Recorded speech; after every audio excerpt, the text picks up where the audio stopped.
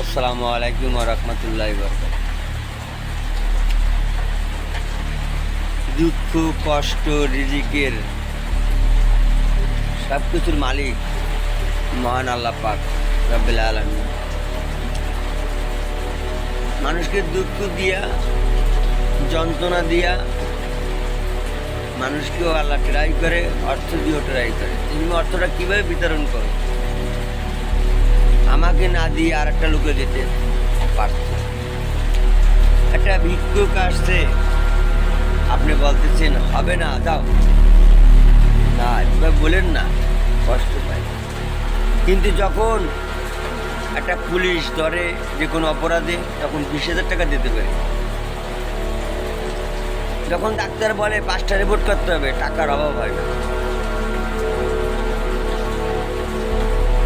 যখন 10টা রিপোর্ট দেয়, তখন অভাব হয় না।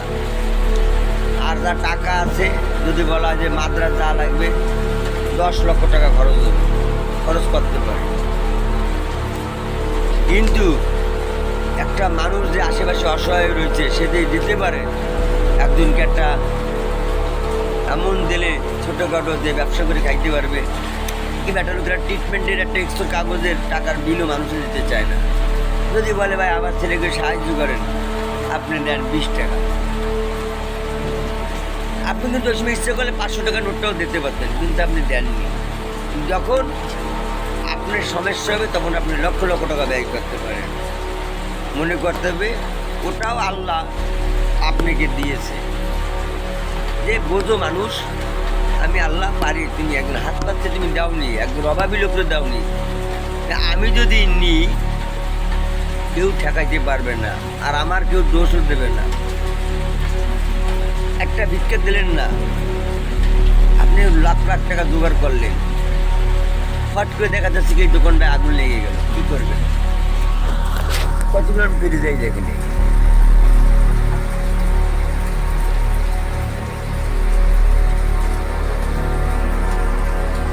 কি করবেন?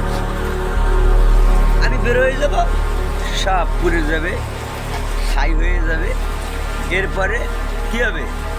বর্ষা আসবে, ধুয়ে চলে যাবে। অতএব আমরা সবাইকে সাহায্য করা শিখি, এবং সবাইকে যদি একজন যদি সমস্যা পড়ে, তাকে আমরা দেওয়া শিখি। আর কারোর সাথে যেন মন্ডনী না হয়, হয়তো আমার ভুল ভ্রান্তি হয়ে যায়। ব্যবসার ক্ষেত্রে আমি ভুল করি, কিন্তু অন্য জায়গায় যাই আমি কারোর সাথে এরকম ব্যবহার আচার খারাপ করি না। যদি আমি কিছু করে থাকি, আল্লাহর রাস্তে আমাকে ক্ষমা করে দেবেন। যদি বা একটু ভুল হচ্ছে, আল্লাহর রাস্তে বলা যাবে না।